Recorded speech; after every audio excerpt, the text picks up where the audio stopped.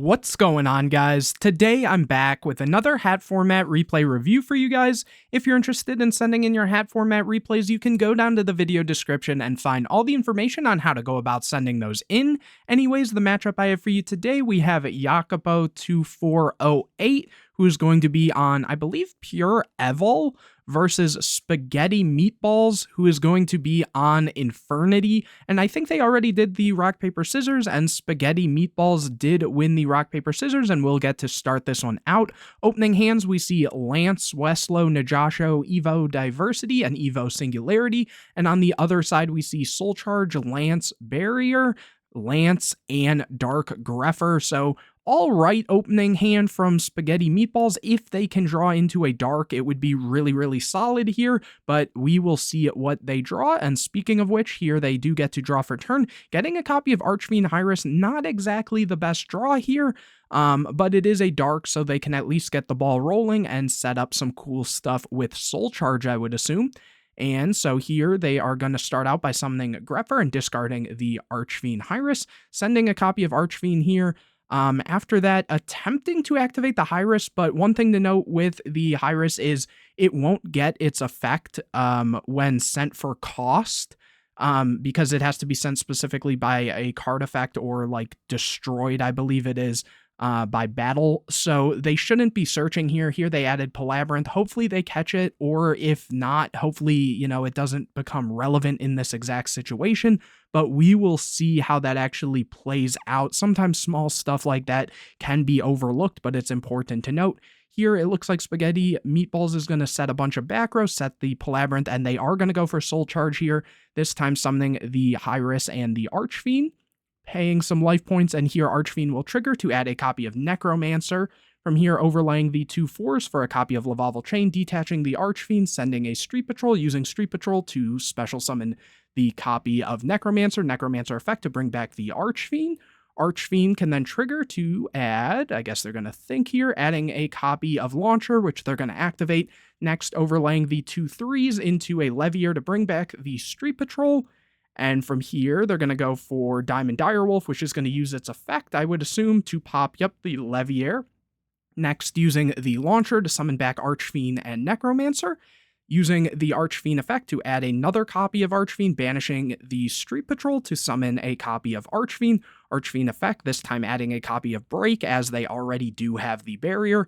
After that, overlaying the 2 Archfiends for a copy of Key Beetle, which I would assume is going to lock that Barrier, which it is. After that, activating Necromancer to summon back the Archfiend effect, searching a copy of the Break. So now they have, what is that, double Break, double Lance, and Barrier. So pretty solid. Let's see here. They're activating, or I guess flipping up the Palabyrinth, but they're not actually using the effect here. So right now, this isn't relevant. Again, they shouldn't have searched that, but we will move past it here, and it looks like Jacopo is going to draw Diplo, but realize they can't play through that and just scoop it up. This time they will get to start this one out, though. Opening hands, we see Evol, Volcano, NAWCQ, Serato, Soul Charge, and NAWCQ. So kind of bricked up on monsters here, unfortunately. And on the other side, we see Allure, Summoner Monk, Lance, Upstart, and Soul Charge. So honestly, pretty all right, only having the 1 Summoner Monk here. As long as that can resolve, they can definitely pop off and just, have all that back row to set or do whatever they wish with.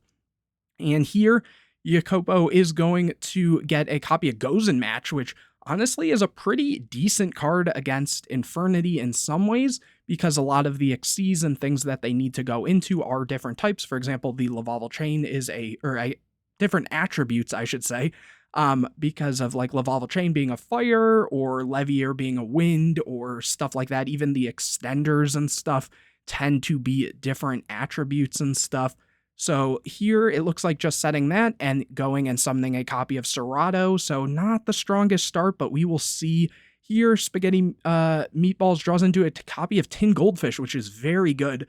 But again, here's that situation with the attributes being like water and dark, so that could be not the greatest here. And they're going to go for Allure, getting Thrasher and Street Patrol, so they almost sort of messed themselves up there in a way here, banishing the Street Patrol. Maybe you know, it would have been better to just kind of pop off a little bit there, unless they put in a lot of back row removal or something, and that's what they're trying to play around. But there wasn't necessarily a reason that I can think of to actually use the allure there. You had, you know, access to 2 bodies, plus the Summoner Monk is minimally another.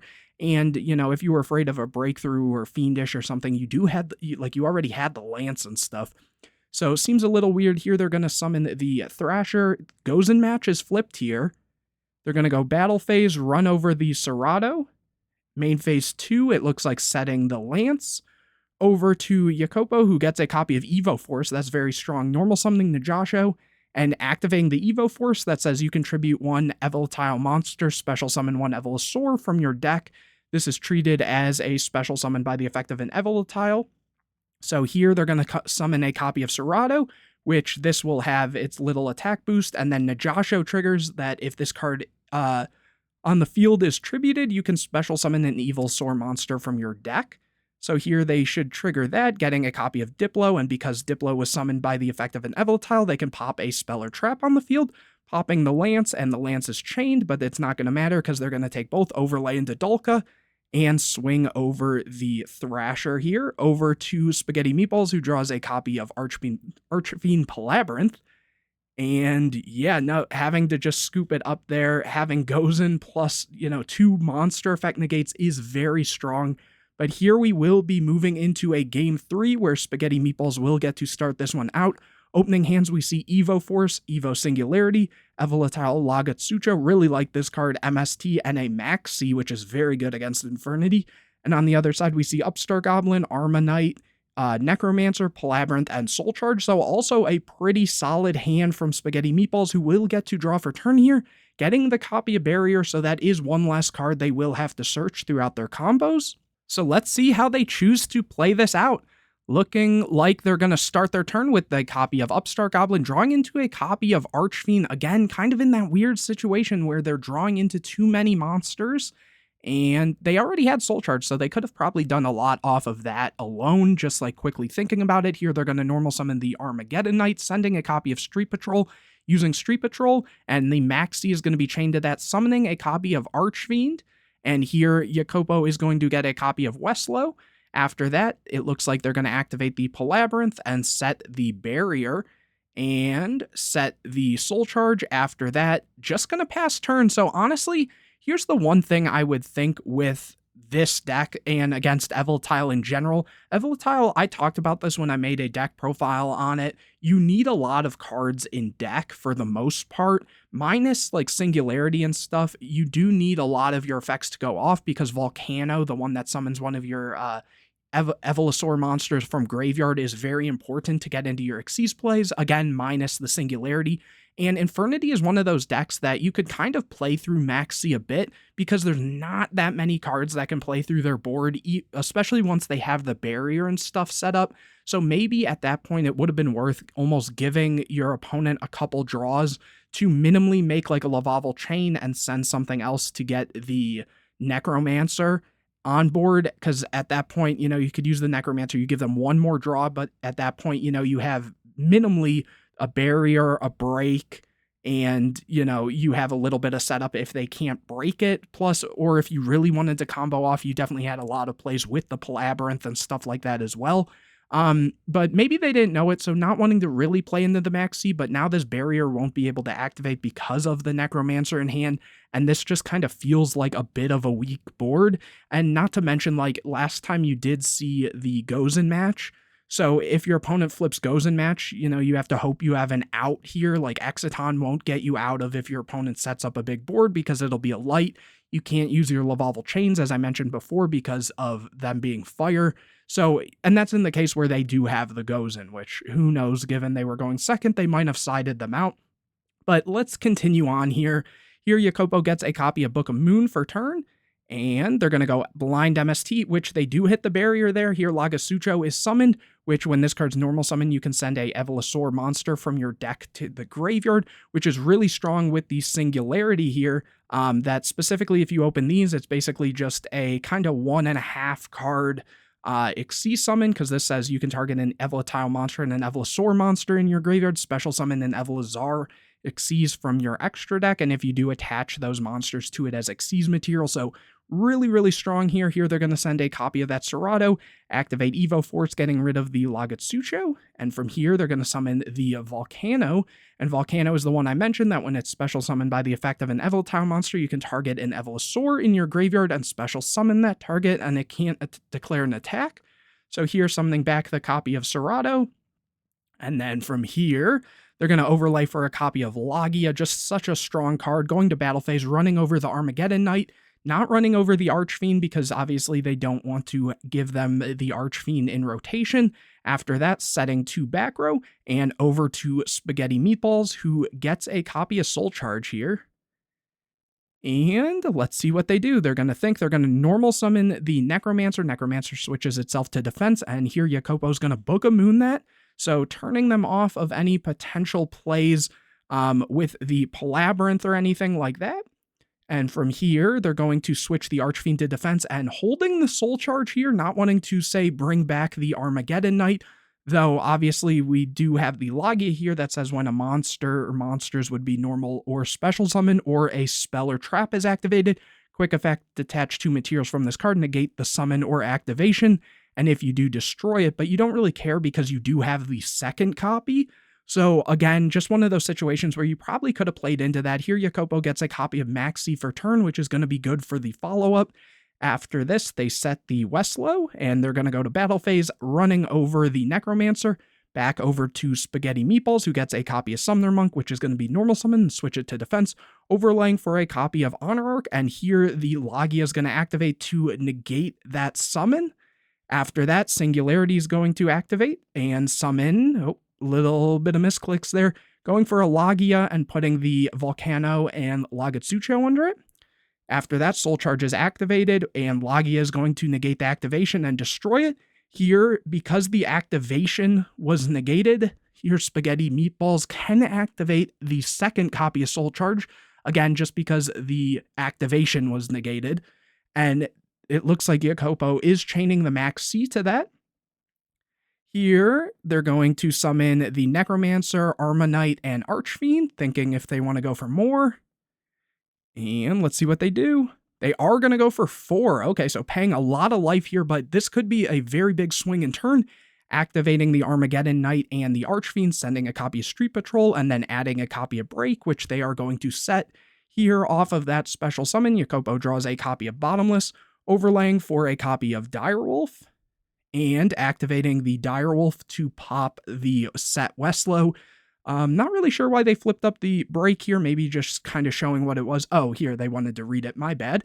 And so anyways, off of the Direwolf, it looks like Jacopo drew a copy of Westlow. After that, Necromancer is going to summon back the Archfiend, and Jacopo gets a Diplo.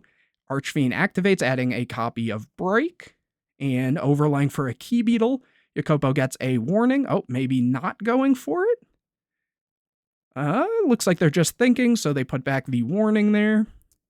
And they are going to overlay this time for a Lavalval Chain, so, you know, Jacopo does get that warning after all. Detaching an Archfiend to send... Oh, just stacking a copy of Archfiend. Okay, so not wanting to play too hard into the Max C anymore, which, you know, they do have double break, so they do have interruptions, and if they can keep this Necromancer around, that does help as well. And from here, they are going to pass. Jacopo gets a copy of Evo Force, which is, you know, a great card. They're just going to go to battle phase, though, and attack into the Necromancer. And that gets destroyed. After that, the other Logia is attacking into the chain. But here, the break is going to be activated, banishing the barrier to pop the Logia that was attacking here. Main phase 2, setting the copy of Westlow, activating Evo Force. And getting a copy of Volcano here. Next, Volcano is going to activate to summon back a copy of Serato. And let's see what they choose to do here, overlaying both for a copy of Rhapsody and Berserk. And here, it looks like Spaghetti Meatballs is going to think, because what is their graveyard? They have the Street Patrol, the Necromancer, the Archfiend. They know they're top decking into Archfiend. They still should have access to the Launcher, which I'm pretty sure they do here. And let me actually just double check this real quick as well. So they gain 500 attack. Okay, so this doesn't give defense either.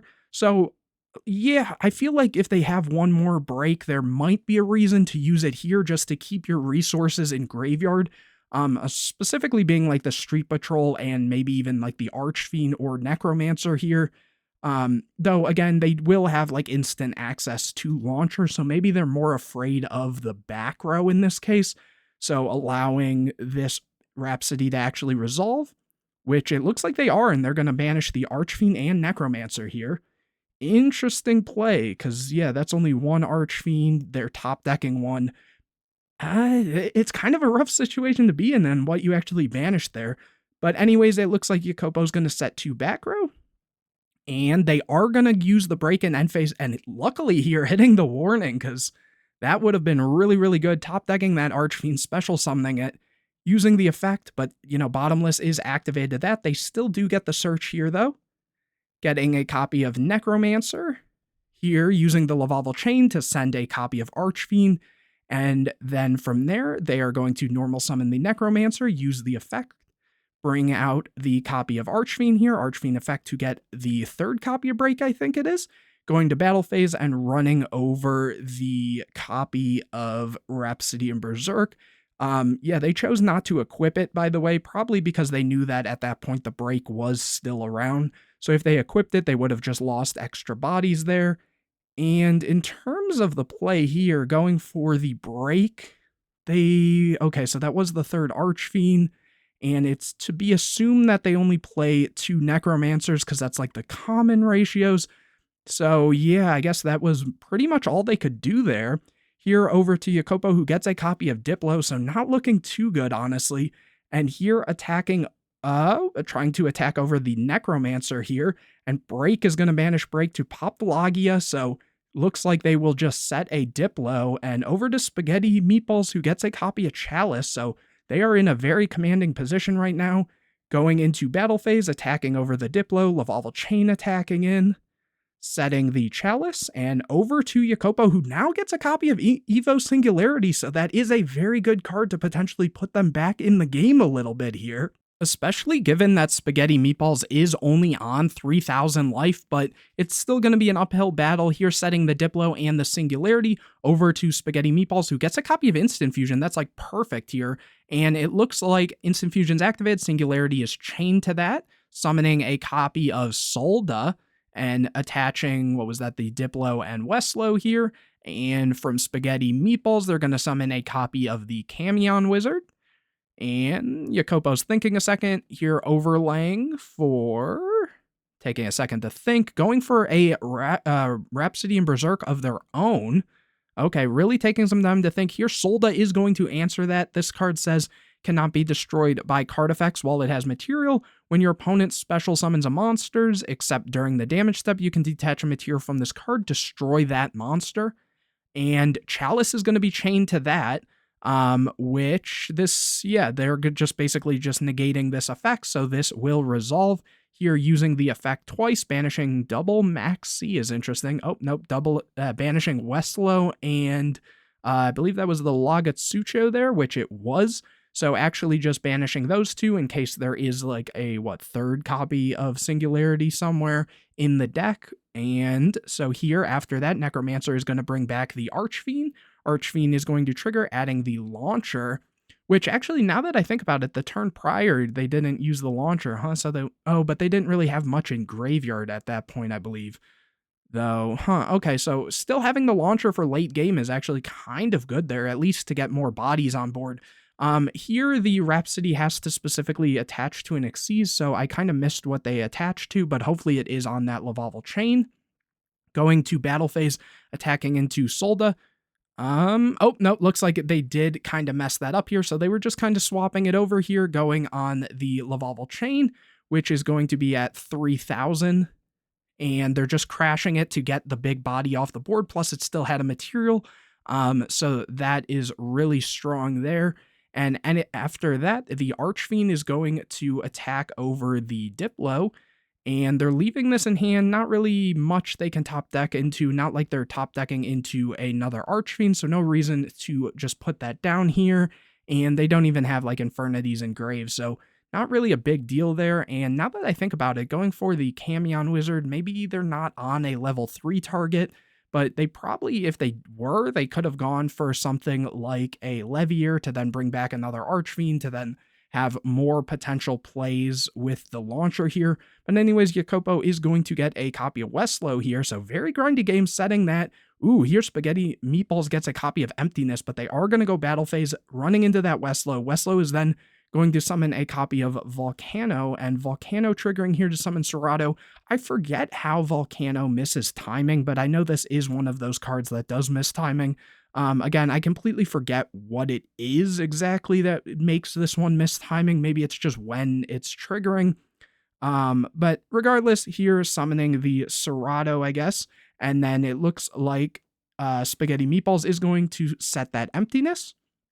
Here, Jacopo draws into a Gozen, so they did keep the Gozens in, and Emptiness is flipped here, setting the Gozen. Here, Dinotherium is drawn, summoning the Dinotherium and going Battle Phase.